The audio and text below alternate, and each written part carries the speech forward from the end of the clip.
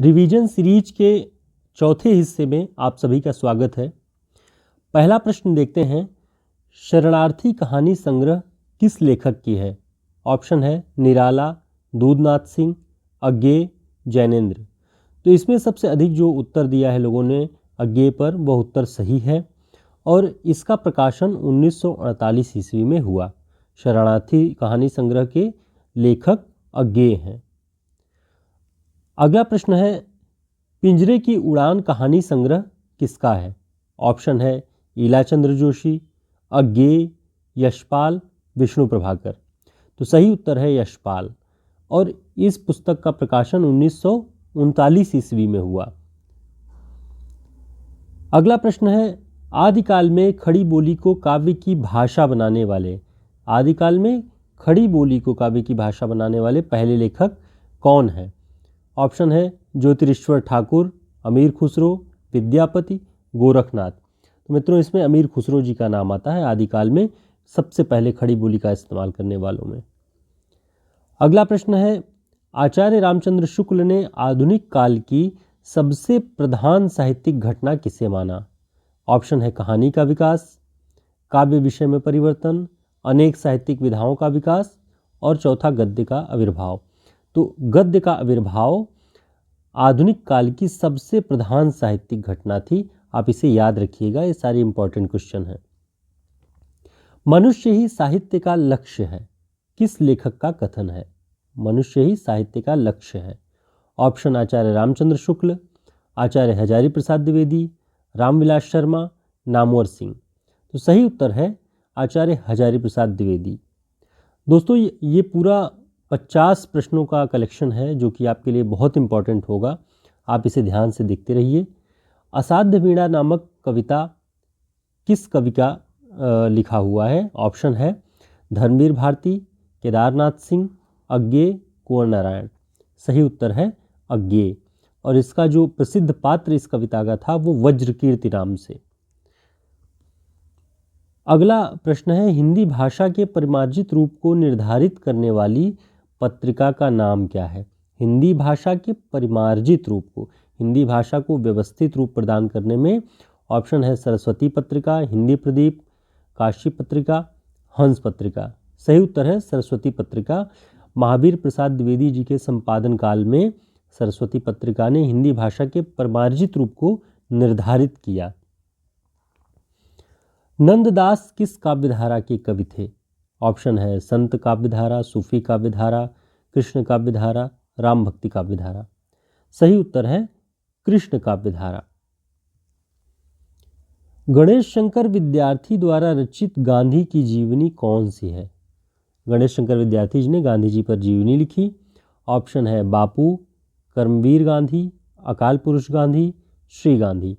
तो गणेश शंकर विद्यार्थी जी ने जो गांधी जी की जीवनी लिखी वो श्री गांधी नाम से, और ये जो और अकाल पुरुष गांधी है, अकाल पुरुष गांधी जैनेन्द्र जी ने लिखा हुआ है गांधी जी की जीवनी। बहुत इंपॉर्टेंट है, ध्यान रखिएगा।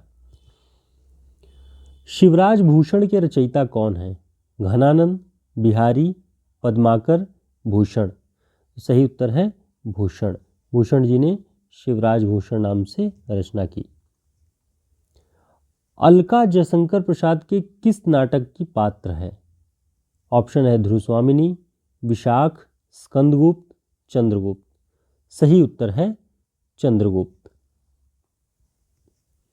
देवनागरी लिपि किस प्रकार की है? वर्णात्मक, अक्षरात्मक, चित्रात्मक, प्रतीकात्मक। तो सही उत्तर है अक्षरात्मक। हिंदी की पहली कहानी लेखिका कौन है? ऑप्शन है हेमवती देवी, सुभद्रा कुमारी चौहान, बंग महिला, महादेवी वर्मा। अब देखिए, इसमें 2% लोगों ने हेमवती को मान लिया है, 4% सुभद्रा कुमारी चौहान को और 1% महादेवी वर्मा को। तो ऐसा क्यों है कि ये इतना बेसिक प्रश्न आप लोग गलत कर रहे हैं, जबकि इसका सही उत्तर है बंग महिला और इनका नाम था राजेंद्र बाला घोष। इसे ध्यान रखिएगा, गलत नहीं होने चाहिए ऐसे प्रश्न। जयशंकर प्रसाद की पहली कहानी का नाम क्या है? मधुआ, पुरस्कार, ग्राम, आकाशदीप। सही उत्तर है ग्राम। यह कहानी 1911 में इंदु पत्रिका में प्रकाशित हुई और इसे जयशंकर प्रसाद की पहली कहानी माना जाता है। तो ये प्रश्न में पूछा जा सकता है कि जयशंकर प्रसाद की पहली कहानी किस पत्रिका में प्रकाशित हुई? इंदुमती पत्रिका में, इंदु पत्रिका में। कोसी का घटवार कहानी के लेखक कौन हैं? रेणु, शिवप्रसाद सिंह, शेखर जोशी, दूधनाथ सिंह। इसका जो सही उत्तर है वह है शेखर जोशी। कोसी का घटवार।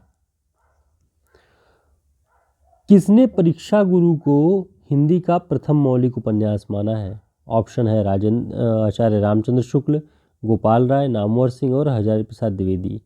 तो सही उत्तर है वह है आचार्य रामचंद्र शुक्ल। और इस उपन्यास के लेखक लाला श्रीनिवास दास हैं और इसका प्रकाशन 1882 ईस्वी में हुआ। ध्यान रखिएगा, ये बहुत इंपॉर्टेंट क्वेश्चंस हैं, इनके उत्तर आपसे गलत नहीं होने चाहिए। हिंदी का प्रथम ऐतिहासिक उपन्यास किसे माना जाता है? ऑप्शन है झांसी की रानी, नूरजहां, हृदयहारिणी, सम्राट अशोक। अब देखिए, झांसी की रानी पे 12% लोगों ने, नूरजहां पे 4% लोगों ने और सम्राट अशोक पर 7% लोगों ने। तो इन सब के पुराने नाम सोच करके सबने हिंदी के प्रथम ऐतिहासिक उपन्यास मान लिया। लेकिन हृदयहारिणी, जिसका नाम सुनते ही आपको नहीं लगेगा कि ऐतिहासिक उपन्यास है, लेकिन ये ऐतिहासिक उपन्यास है और इसके उपन्यासकार किशोरीलाल गोस्वामी जी हैं और इसका पूरा नाम हृदयहारिणी व आदर्श रमणी है। इसका प्रकाशन 1904 ईस्वी में हुआ। तो इन सब प्रश्नों के उत्तर गलत करना माने अपने आप को निगेटिव मार्किंग में लेके जाना है। धर्मवीर भारती की रचना कनुप्रिया में किसका वर्णन है? ऑप्शन राधा के नवीन रूप का, सीता का दुख, मीरा, रसिक प्रिया। सही उत्तर है राधा के नवीन रूप का। श्री कृष्ण और राधा के प्रेम का वर्णन है इसमें कनुप्रिया में। तार सप्तक का संबंध किस विचारधारा से है? प्रगतिवाद, प्रयोगवाद, हालावाद और कविता। तो इसका सही उत्तर है प्रयोगवाद से। तार सप्तक का संपादन 4 भागों में हुआ। अज्ञेय जी ने किया इसका संपादन और इसका संबंध प्रयोगवादी विचारधारा से था। हालावाद का संबंध हरिवंश राय बच्चन जी से है। बिहारी की कविता को शक्कर की रोटी किसने कहा है? विश्वनाथ प्रसाद मिश्र, पद्म सिंह शर्मा, नगेंद्र, महेंद्र कुमार। इसका सही उत्तर है पद्म सिंह शर्मा। यह प्रश्न DSSB 2018 की परीक्षा में पूछा गया था। छायावाद का सीमांकन किस सन से किस सन तक माना जाता है? 1918 से 1936, 1920 से 1940, 1915 से 1930, 1900 से 1936। तो 1918 से 1936 के बीच में छायावाद का समय माना जाता है। छायावाद को मधुचर्या किस आलोचक ने कहा है? हजारी प्रसाद द्विवेदी, आचार्य रामचंद्र शुक्ल, नंदलाल वाजपेयी, रामकुमार वर्मा। सही उत्तर है आचार्य रामचंद्र शुक्ल। आचार्य रामचंद्र शुक्ल ने छायावाद को मधुचर्या कहा है।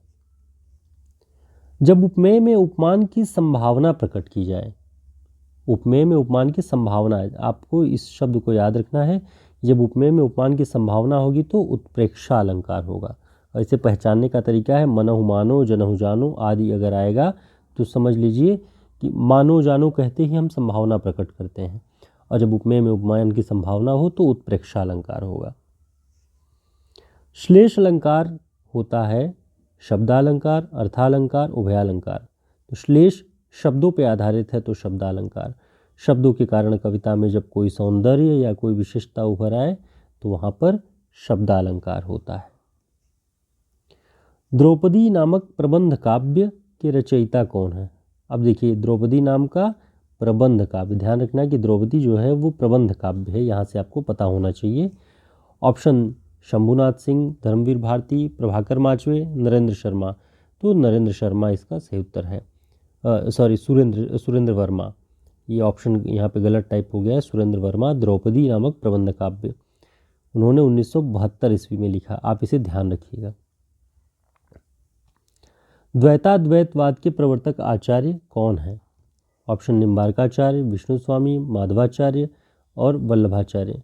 सही उत्तर है द्वैताद्वैतवाद के प्रवर्तक निम्बार्काचार्य। प्रेम वाटिका किसकी रचना है? रसखान, रहीम, नंददास, मीराबाई। इसका सही उत्तर है रसखान। रसखान की रचना है प्रेम वाटिका। मीराबाई की उपासना पद्धति कौन सी है? माधुर्य भाव, सख्य भाव, दास्य भाव, वात्सल्य भाव। तो इनकी जो उपासना की पद्धति थी वह माधुर्य भाव थी। सख्य भाव आप सूरदास में पाएंगे, दास्य भाव तुलसीदास में पाएंगे। तो इन्हें आपको ध्यान रखना है।